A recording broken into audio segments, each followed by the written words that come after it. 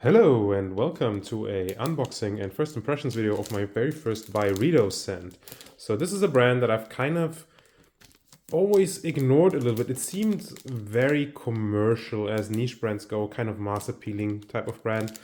And then I found this fragrance 1996, which was discontinued, and it sounded really interesting. I heard some comparisons to L'air du désert marocain, had some comparisons to Shalimar, really like irisy, leathery scents, dark fragrances, and that kind of made me curious. So I found this one on a discounter. Then, to my chagrin, I found out that this one arrived with the seals broken. But I emailed them and they told me, oh, that's kind of normal for this brand.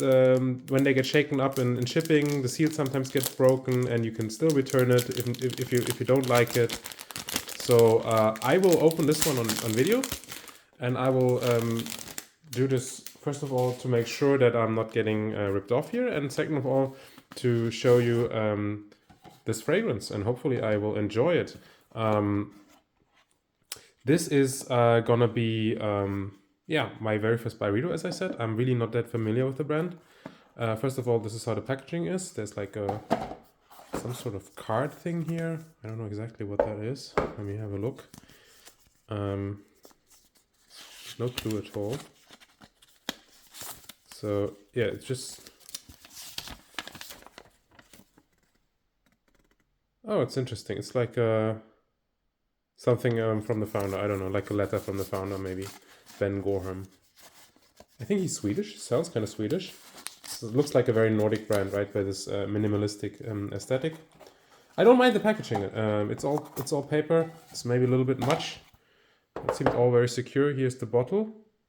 It seems pretty full, but I don't know how much they've come filled up. They have a magnetic cap, which, I mean, I appreciate that. The sprayer is aligned, so that's first sign. Sometimes brands will align the sprayer for you. Other times it should not be aligned if it's unsprayed. And the other thing that I will be looking for is if the pump is already primed. So I will spray it now and see if the first sprayer actually puts out any liquid. And if the first sprayer puts out liquid, that means it probably has been sprayed before. So let's give it a spray. And it hasn't. So it took 3 sprays. That means that I just primed the pump and it probably was unsprayed. All right. So far, so good. Let's give it a smell and see what I think. See if I will keep this one. Since it's discontinued, I'm probably going to be able to sell this without a big loss, which is nice. So let's give it a smell. Byredo 1996. I think it's called Inez Vinoodh is the full title. Oh. Okay. Yes, I see the comparison to L'air du désert marocain. It makes sense. It doesn't smell exactly like it at all, but the spices in here have very much a resemblance. There's a big resemblance between the spices in here and this one. It's very medicinal. So to me, 1996 of the blotter smells like medicinal spices. There's a sort of airiness. It's very dry. It's kind of earthy, dusty. There's something slightly camphoraceous in there.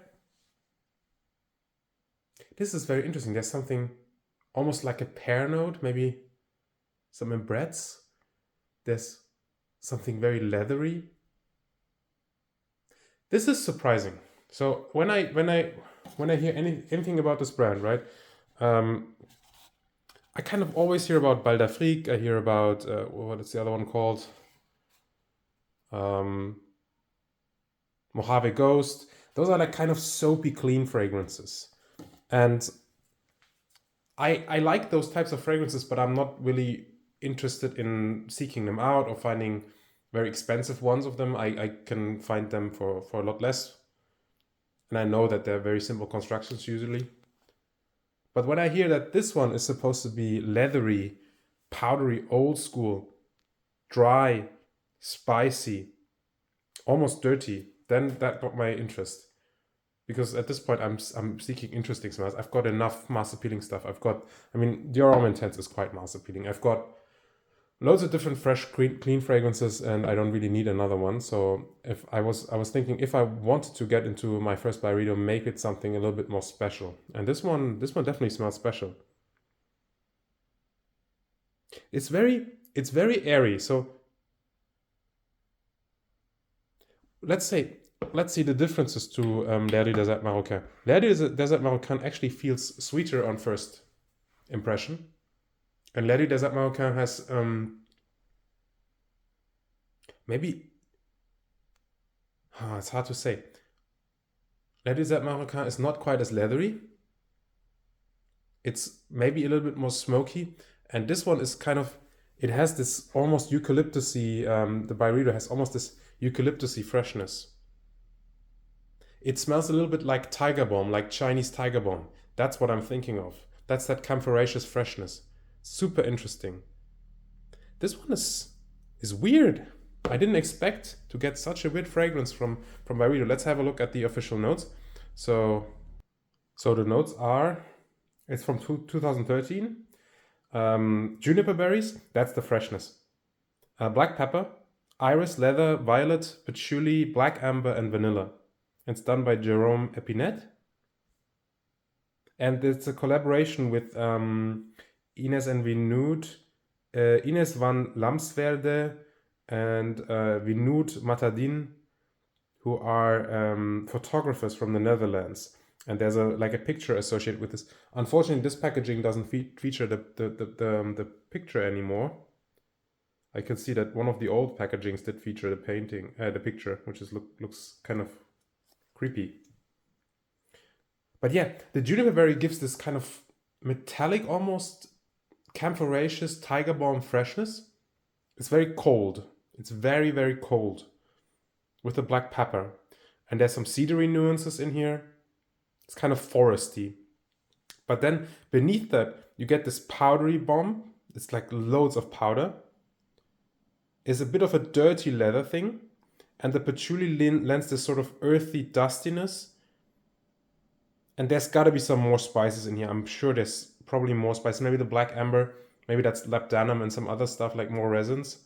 It smells like there's more spices than just black pepper and juniper berries. And there's something slightly green to this as well.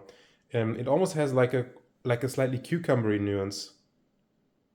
And the vanilla just kind of rounds it out. It doesn't smell overly sweet to me, on blotter at least. It's well balanced.